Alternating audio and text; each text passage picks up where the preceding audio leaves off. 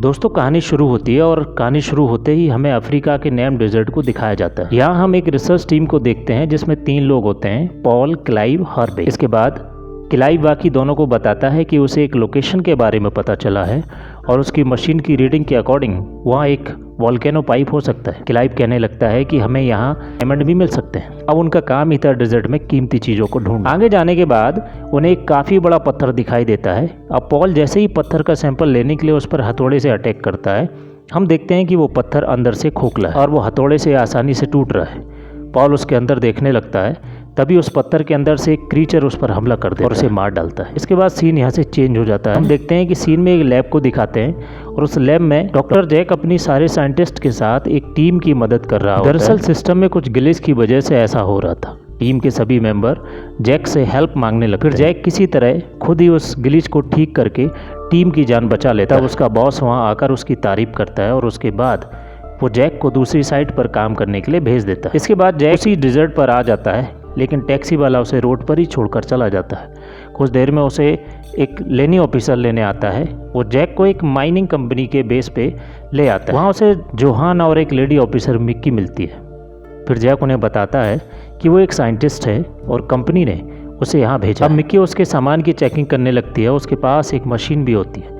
Jack उसके बारे में बताता है कि वो मशीन रेत के 100 फीट नीचे के पानी को ढूंढ सकती है। साथ में वो ये भी बताता है कि ये मशीन किसी भी अजीब फ्रीक्वेंसी का पता लगा सकती है। जैक ने अपनी इस मशीन का नाम चार्ली रखा होता है। तभी वहाँ एक ऑफिसर टाइटस रेत से एक मरे हुए सांप को लेकर आता है। अब मिक्की जैक की एंट्री के लिए एक डायरी को ढूंढने लगती है, लेकिन उस डायरी को जोहान अपनी पैंट में डाल लेता है। तभी एक ऑफिसर कॉल को जोहान की ये बात अच्छी नहीं लगती है और वो जोहान को पीटने लगता है। इसके बाद मिक्की उससे डायरी ले लेती है। जैक उसके साथ मिलकर उसी टीम की तलाश में निकल जाता है। उस टीम को हमने मूवी की शुरुआत में देखा। किसी को उस टीम के बारे में पता नहीं है कि वो ठीक है या नहीं। खैर इसके बाद उन्होंने अपने ट्रक के ऊपर काफी सारा सामान लोड कर लिया क्योंकि उन्हें नहीं पता होता कितने टाइम तक डेजर्ट में रहना पड़ेगा। उनकी ट्रक ड्राइवर एक लेडी मगदा होती है। इसी बीच जाते वक्त टाइटस को एक बूढ़ा आदमी एक लॉकेट देता है और उस लॉकेट का चेहरा देखने में बिल्कुल वैसा था जैसा कि डेजर्ट में लगे अजीब डंडों पर था। डेजर्ट में काफी आगे जाने पर उन्हें पिछली टीम का ट्रक मिल जाता है। उन्हें ट्रक के पास ही 2 लोगों के कंकाल मिलते हैं। कार्ल उन बॉडीज को देखकर समझ जाता है कि ये क्लाइव और पॉल। मिक्की कहती है कि इनकी मौत तो अभी 7 घंटे पहले ही हुई थी, तो इतनी जल्दी इनकी बॉडी कंकाल से कैसे बदल गई। वो इन्वेस्टिगेशन के लिए पुलिस को कॉल करने को कहती है। तभी कॉल कहने लगता है कि ये काम जरूर हॉर्बी ने किया क्योंकि यहाँ उसके सामने हॉर्बी की बॉडी नहीं थी। तभी टाइटस उन्हें अपने पास बुलाकर कुछ दिखाने लगता है। उसे वहाँ किसी के चलने के पैरों के निशान मिलते हैं। अब वो उन निशानों का पीछा करने लगते हैं। उन्हें लग रहा था कि ये निशान हार्बी के होंगे।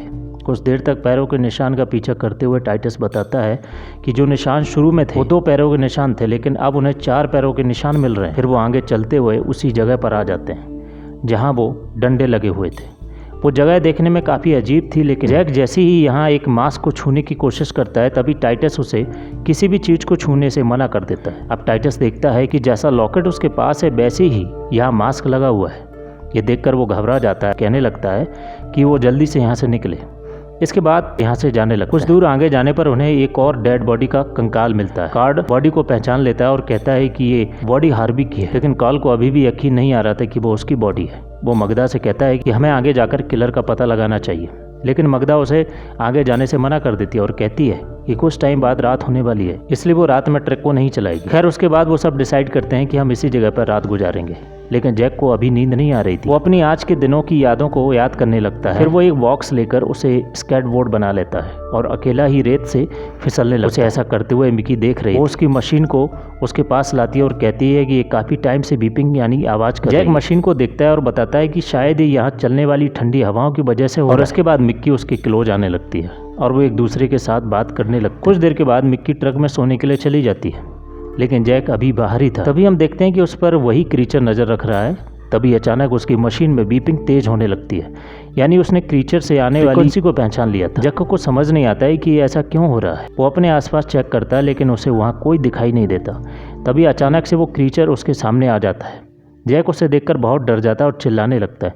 वो ट्रक के पास जाकर सबको जगाने लगता है और उनसे कहता है कि उसने अभी अभी कुछ अजीब सी चीज़ देखी। कार्ल वहाँ देखता तो है, लेकिन वो क्रीचर वहाँ से चला गया था। अब कार्ल उससे कहता है कि शायद तुमने ड्रिंक कर ली है, इस वजह से तुम ऐसा कह रहे हो। इस पर जैक उससे कहता है कि उसने एक भालू जितनी बड़ी कोई चीज़ देखी है। फिर कॉल उससे कहता है कि ये अफ्रीका का डेजर्ट है और यहाँ जानवरों का दिखना एक आम बात है। उसके बाद मिकी बताती है कि उस डेड बॉडी की हड्डियाँ उस जगह से गायब हो गई। अब कॉल को जैक पर भी शक होने लगता है। उसे लगता है कि उसने ही हड्डियाँ कहीं छुपाई होंगी। जैक कहता है कि मैं एक साइंटिस्ट हूँ, मेरा काम केवल डाटा को कलेक्ट करना है और उसका पता लगाना है, वैसे भी मेरे पास हड्डियों का क्या काम। इसके बाद टाइटस उन्हें एक ऐसे ही कुल्लू के बारे में बताना लगता है जो कि रेत की रानी है। वो इस दुनिया में अकेली है और वही इंसानों की बॉडी से उनका मांस खींच लेती है और बचती है तो केवल हड्डियाँ। कॉल को उसकी बातें बकवास लगती हैं। वो सबसे चलने को कहने लगता है। अभी जैक की मशीन में फिर से एक डायरेक्शन से फ्रीक्वेंसी आने लगती है। फिर कॉल मैदा से उसी डायरेक्शन में ट्रिक चलाने को कहने लगता है, लेकिन मैदा रात में चलने से साफ मना कर देती है। अब कॉल गुस्से में ट्रिक में आकर बैठ जाता है। सुबह होने पर वो निशानों का पीछा करते हुए आगे बढ़ते हैं। वो ट्रक से उतरकर निशानों को देखने लगते हैं।